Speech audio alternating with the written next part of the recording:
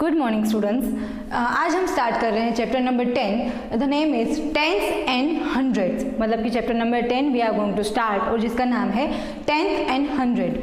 So now in your textbook आपका पूरा ये लेसन है, बहुत ही अच्छा लेसन है। क्या करना है आपको कि ये जो है टेंथ और हंड्रेड, मतलब कि आपने फ्रैक्शन वाला जो है ना, इससे पहले भी चैप्टर सीखा था ना। फ्रैक्शंस तो आपको पता है कि कितने शेडेड पार्ट है, कितने नहीं है, होल नंबर क्या है, फ्रैक्शन नंबर क्या है। सो उसके रिगार्डिंग ये थोड़ा डीप कंसेप्ट है। क्या है आइए हम देखते हैं। What was the length of the smallest pencil you have used? चलो आप मुझे बताओ, What was the smallest pencil's length have you used? आपने सबसे छोटी, कई बार क्या होता है क्लास में आप लिखने बैठते हो, पेंसिल जो है बहुत छोटी हो जाती है, एज यू शार्पन, फिर सबसे छोटी पेंसिल अगर आपने यूज़ की है तो उसकी लेंथ क्या है। सो एज यू नो, अगर हमें लेंथ मेजर करनी है सो हम क्या यूज़ करेंगे, मीटर, सेंटीमीटर, और अगर डिस्टेंस हमें यूज़ करना है तो वी हैव लर्न ना अर्लियर कि किलोमीटर। ओके, नाउ यहाँ पे हम मीटर, सेंटीमीटर और वन मोर एक यूनिट है मिलीमीटर, उसके बारे में हम सीखेंगे। Now how long is the pencil, guess centimetre. अगर आपने सबसे स्मॉलेस्ट पेंसिल यूज की है तो सेंटीमीटर। अब सेंटीमीटर कहाँ से आपको मिलेंगे, यू हैव स्केल ना। सो ऊपर यहाँ पे जो 0 से लेके 15, अगर वो आपके पास छोटी स्केल है तो 0 से लेके 15 तक के मेंशन होंगे। अगर बिग स्केल है स्टील की तो 0 से लेके 30 तक के सेंटीमीटर मेंशन होंगे। सो ये जो सेंटीमीटर है ना, यहाँ पे आपको ये सेंटीमीटर में कैसे मेजर करना है आपने सीखा ही है। 0 पे रखना है और फिर यहाँ तक वो ऑब्जेक्ट की लेंथ है, उसका टोटल पॉइंट जो है, टोटल सेंटीमीटर जो है वो लिखना है। पर कई बार क्या होता है कि अगर वो पूरा जो है पूरे सेंटीमीटर में नहीं होते हैं, जैसे फॉर एग्जांपल ये चौक ही है, अगर मैं ये चौक का मेजरमेंट लूँ तो ये 0 से लेके 2 पॉइंट समथिंग पे रुक रहा है, ना ही 3 पे है और ना ही एग्जैक्ट 2 पे है, तो 2 पॉइंट समथिंग पे रुक रहा है। सो ये पॉइंट जो है मिडल में वो क्या है उसके बारे में आज हम समझेंगे, ठीक है। So in your textbook also यहाँ पे एक पेंसिल का मेजरमेंट दिया गया है जो ना कि पूरा 3 है पर 3 से 1 पॉइंट आगे बढ़ रहा है, ठीक है। तो यहाँ पे हमें क्या लिखना है, it is more than 3 centimetre. अब 3 सेंटीमीटर तो उसे बोलेंगे नहीं क्योंकि वो 3 सेंटीमीटर से ज़्यादा है 1 पॉइंट, ठीक है। तो ये जो पॉइंट्स आपको सेंटीमीटर्स के बीच में दिख रहे हैं, देयर आर 10 पॉइंट्स होते हैं छोटे छोटे। तो वो 10 पॉइंट्स जो होते हैं ना, जो लाइन्स होती है स्केल में, आप अगर आपके पास स्केल है तो आप इसको ऑब्जर्व करना। जो 0 से लेके 1 में जो बीच में ये जो 10 सीक्वेंस लाइन्स होती है ना, that is millimetre. 1 centimetre is equal to 10 millimetre. Millimetre जो है वो छोटा यूनिट है सेंटीमीटर से। सो अगर 1 सेंटीमीटर है और उससे अगर बढ़ रहा है ना, जैसे कि 1.3 लाइन से, तो 1 सेंटीमीटर एंड 3 मिलीमीटर, ठीक है। So don't forget students, 1 centimetre is equal to 10 millimetre. Centimetre जो है वो थोड़ा बड़ा यूनिट है, मिलीमीटर जो है उससे कम यूनिट है। Here 1 centimetre has 10 equal parts, मतलब कि आपके पास स्केल भी है तो यहाँ पे भी देखना 1 सेंटीमीटर से लेकर 2 सेंटीमीटर, 1 to 2, तो 10 इक्वल पार्ट्स होते हैं, okay. So each part is 1/10 of a centimetre. 1/10, आपको पता है हमने फ्रैक्शन वाला भी एक पार्ट सीखा था कि ये इतने पार्ट है, इसका ये टोटल इतने में से ये इतना पार्ट है, तो यहाँ पे फ्रैक्शन का भी रिमाइंडिंग होगा और ये जो पार्टिंग है हमें फ्रैक्शंस का रिमाइंडर बार बार देते रहेंगे। 1/10 of a centimetre is called 1 millimetre. यहाँ पे जैसा कि as you know 1 centimetre is equal to 10 millimetre, पर अगर वो पूरा 1 से लेके पूरा वो सेंटीमीटर नहीं हो रहा है सो उसको मिलीमीटर में काउंट करेंगे हम।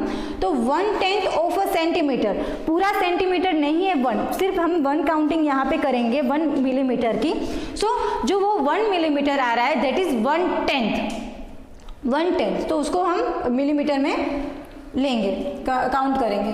Also, this pencil is 3 centimetres and 6 millimetres long. अब जाके इसको पता चला कि ये जो पेंसिल है ना, जिसका उसने मेजर किया था, आपको भी पेंसिल का मेजरमेंट करना है अपने स्केल पे। So as you know in 3.5 नहीं आ रहा है, इक्वल पार्ट नहीं हो रहे हैं, 3.6 है। तो यहाँ पे क्या हुआ, अगर वो पूरा होता 4 तो आपको पता है कि 4 सेंटीमीटर, अगर वो एग्जैक्ट 3 पे होता तो भी आपको पता है कि वो 3 सेंटीमीटर, पर वो 3 और 4 के बीच में है। कितने पार्ट्स बीच में है आपको ध्यान से वो लाइंस काउंट करनी पड़ेगी।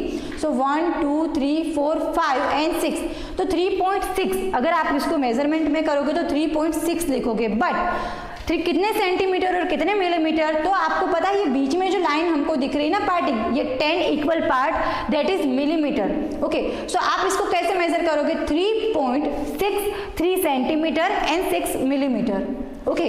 Don't forget 1 centimetre is equal to 10 millimetre.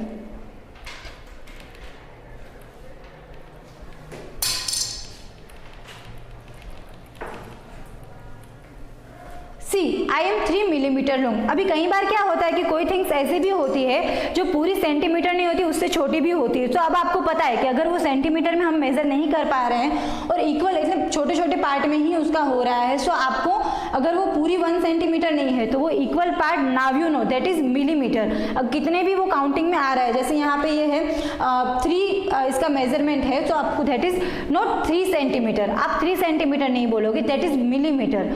So 3 millimetre is the answer.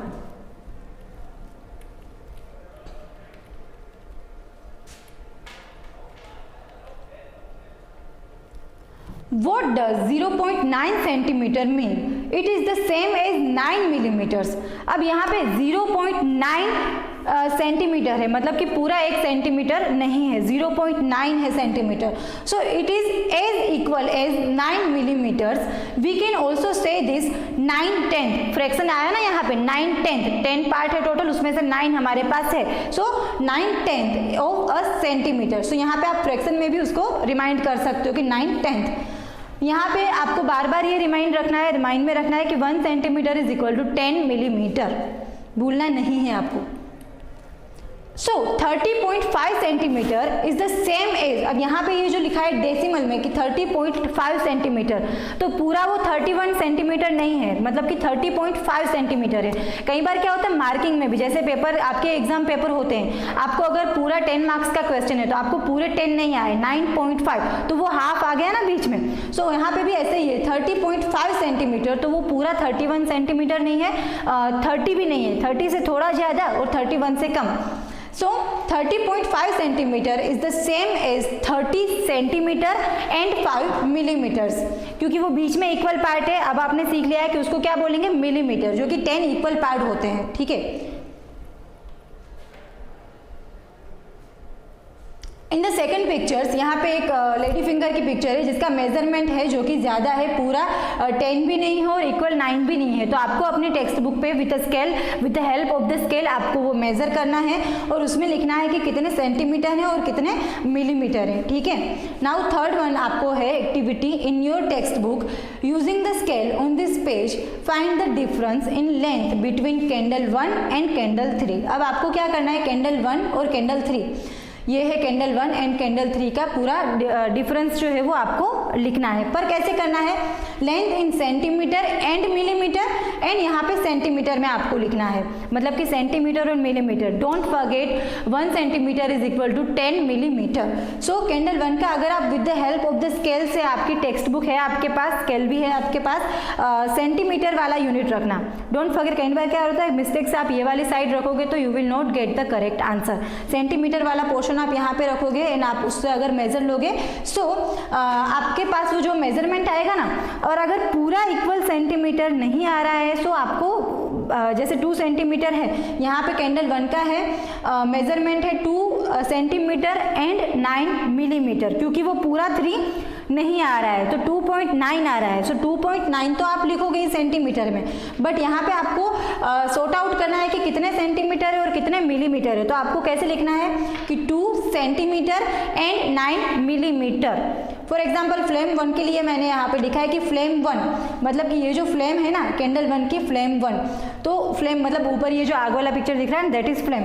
So flame 1 की अगर आप मेजरमेंट लोगे सेंटीमीटर में, so you will get the answer 1 centimetre and 3 millimetre. So यहाँ पे जो आपको है ना, इसको 1 से अगर पूरा सेंटीमीटर में नहीं है तो 10 इक्वल पार्ट्स को एकदम ध्यान से ऑब्जर्व करना है वो कितने मिलीमीटर का आ रहा है, then you have to write it down.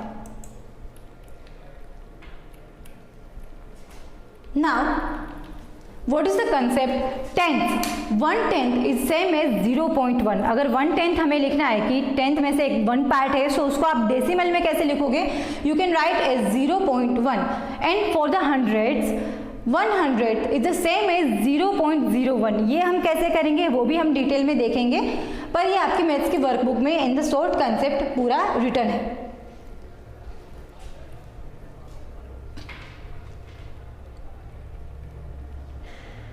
You have to remember students, each centimeter in a ruler is divided into 10 small equal parts. आपके रूलर में मतलब कि आपके स्केल में जो ये सेंटीमीटर है वो 10 इक्वल पार्ट से डिवाइडेड है।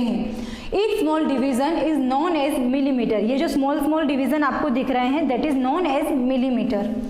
अ millimetre is 1/10 of a centimetre, मतलब कि फ्रैक्शन वाइज भी अगर देखो तो वो 1/10 ऑफ अ सेंटीमीटर है। 10 मिलीमीटर्स मेक 1 सेंटीमीटर, मतलब कि 10 मिलीमीटर जब जाके बनता है तब जाके पूरा 1 सेंटीमीटर जो है वो बनता है। नाउ उसके रिलेटेड ही एक एक्सरसाइज है। There are blank millimetre in 4 centimetre. 4 centimetre is equal to कितने मिलीमीटर हो गए? सो अगर 1 centimetre is equal to 10 millimetre, so 4 into 10 करोगे so you will get the answer 40 millilitre. अगर आप चाहो तो यहाँ पे साइड में अपनी टेक्स्ट बुक में रिमार्क भी लिख सकते हो कि 1 centimetre is equal to 10 millimetre. ठीक है, now the length of corresponding to 20 millimetre. अगर 20 मिलीमीटर है, यहाँ पे यूनिट को दिया गया है सेंटीमीटर में नहीं, सिर्फ मिलीमीटर में दिया गया है, तो 20 मिलीमीटर को अगर हमें सेंटीमीटर में कन्वर्ट करना है, so as you know 10 is equal to 10 millimetre is equal to 1 centimetre, so 20 millimetre is equal to 2 centimetre. So ये भी है, आपको एक्सरसाइज अपनी वर्क बुक में करनी है, पर उससे पहले समझ लेते हैं कि डेसिमल और फ्रैक्शंस का यहाँ पे क्या रोल है, डेसिमल्स क्या है और फ्रैक्शंस क्या है। So first one is decimal. A fraction can be written in decimal, मतलब कि जो फ्रैक्शन हमने सीखे हैं ना कि 1/10, 2/4, मतलब कि 4 पार्ट में से 2, तो वो जो है फ्रैक्शंस में भी आप लिख सकते हो, या तो उसको डेसिमल्स मीन्स कि जो छोटा सा पॉइंट हम डिजिट के बीच में लिखते हैं दैट इज डेसिमल। सो अब fractions can be written in decimal, fraction को आप डेसिमल में भी लिख सकते हो। A decimal can be written in fractional form, decimal को आप फ्रैक्शनल फॉर्म में भी लिख सकते हो। The fractions in which denominators are 10, 100, 1000, etc. are known as decimal fraction. In example, 710, 13/100, 15,896/1000। तो ये जो आपको डेसिमल्स आपको ये जो दिखाई दे रहे हैं डिनोमिनेटर्स में, तो इसको आपको डेसिमल्स में कन्वर्ट कैसे करना है, तो नीचे जितने जीरो है ना उतनी ही डिजिट डेसिमल्स के बाद होनी चाहिए, वो भी हम प्रैक्टिकली करेंगे। The dot in a decimal representation is called decimal point. In example 3/10, अब यहाँ पे मैंने इसको फ्रैक्शन में लिखा है 3/10, अगर उसको डेसिमल में कन्वर्ट करना है सो आपको डिनोमिनेटर देखना पड़ेगा कि डिनोमिनेटर में जितना भी जीरो है उतनी ही डिजिट पॉइंट के बाद होनी चाहिए।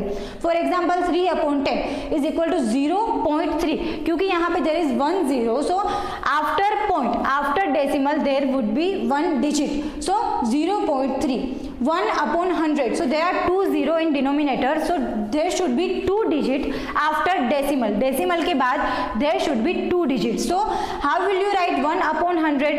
1/100 का ये जो पूरा फ्रैक्शन है उसको आप कैसे लिखोगे in decimal form? So there are 2 0, so decimal के बाद 2 डिजिट होनी कंपलसरी है, so 0.01 it is the correct form of decimal. The number written in decimal form are called decimal number और decimals. अगर fractions को हम decimal में convert करने हैं तो उस number को क्या बोलते हैं? decimal numbers और decimal. ठीक है, now 10th. If we divide one complete whole into 10 equal parts, each part is called 1/10. अगर हम if we divide one complete whole को अगर 10 part में divide करते हैं तो that is 1/10. It can be written in fraction और it can be written in decimal, वो दोनों फॉर्म में हम लिख सकते हैं। अगर फ्रैक्शन वाइज हमें लिखना है सो 1/10, अगर हमें वही डेसिमल में लिखना है so we will going to write 0.1, क्योंकि यहाँ पे है there is 1 0 in denominator, so there should be 1 digit after one decimal, so 0.1. Now hundreds. If we divide 1/10 into 10 equal parts, each part is called 100. If we divide 1/10 into 10 equal part, अगर 1/10 को हम 10 equal part में divide करते हैं, so each part is called 100.